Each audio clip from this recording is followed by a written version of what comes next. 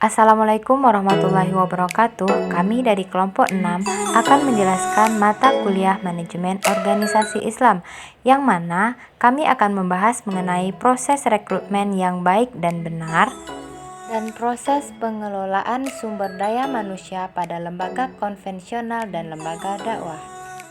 Untuk mengetahui bagaimana proses rekrutmen yang baik dan benar, kami mengambil referensi dari dua jurnal. Yang pertama, jurnal Elita Yulianti dan jurnal Marni Susanti dan kawan-kawan.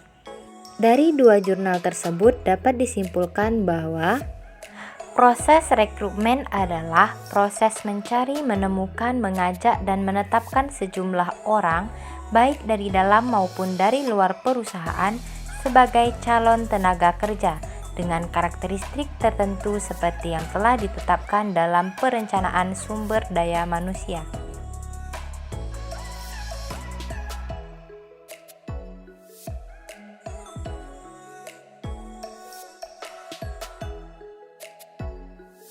Adapun beberapa proses rekrutmen antara lain sebagai berikut.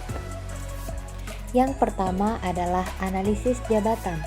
Analisis jabatan merupakan suatu cara mendasar dalam manajemen sumber daya manusia untuk mendapatkan gambaran menyeluruh dan lengkap mengenai suatu posisi jabatan. Kemudian, menyalurnya ke dalam format yang memudahkan memahami secara akurat informasi tentang jabatan dalam organisasi, serta merancang program dan kegiatan penataan jabatan dan meningkatkan kompetensi jabatan. Yang kedua ialah uraian jabatan. Uraian jabatan merupakan unit dasar dari struktur organisasi yang membangun organisasi. Semua jabatan harus dikombinasikan untuk mencapai tujuan, sehingga jabatan harus berhubungan dengan individu dan organisasi sebagai pemilik. Kemudian yang ketiga ialah persyaratan jabatan. Persyaratan pekerjaan adalah catatan mengenai syarat-syarat orang yang minimum harus dimiliki untuk menyelesaikan suatu pekerjaan dengan baik.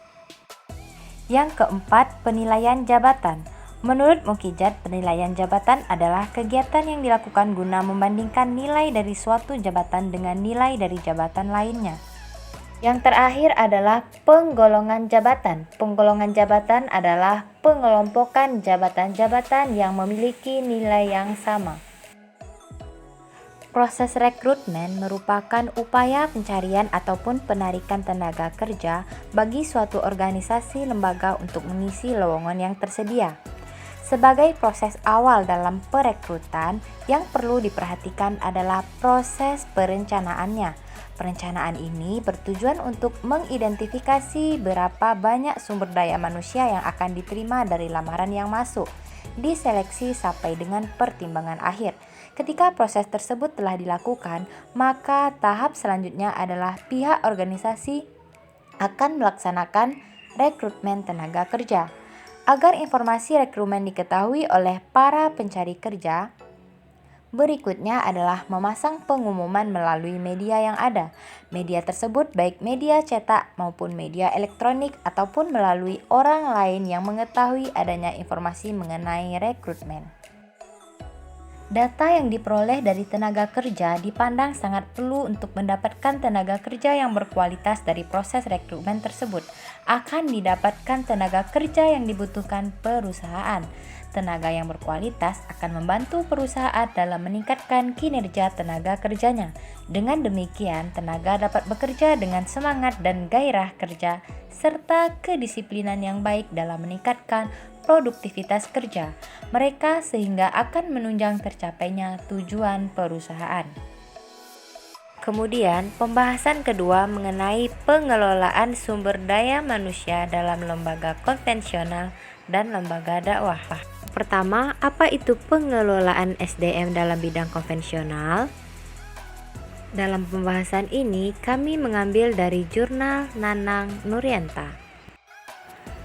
Pengelolaan sumber daya manusia merupakan proses perencanaan, pengorganisasian, pengarahan, dan pengendalian dari pengadaan tenaga kerja, pengembangan kompensasi, integrasi, pemeliharaan, dan pemutusan hubungan kerja dengan maksud untuk mencapai tujuan atau sasaran perorangan, organisasi, dan masyarakat.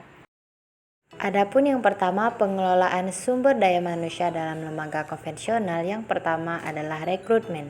Rekrutmen harus diupayakan untuk dapat memenuhi kebutuhan perusahaan, individu, pelamar, dan masyarakat. Yang kedua ialah seleksi.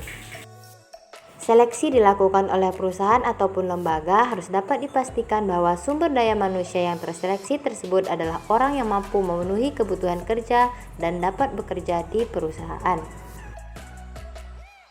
Kemudian bagaimana dengan pengelolaan sumber daya manusia dalam lembaga dakwah? Yang pertama ialah analisis pekerjaan. Yang kedua ialah rekrutmen SDM. Yang ketiga seleksi. Keempat pengembangan SDM. Dan yang terakhir ialah kompensasi. Sumber tersebut didapatkan dari Jurnal Muhammad Mutakin. Adapun perbedaannya sebagai berikut.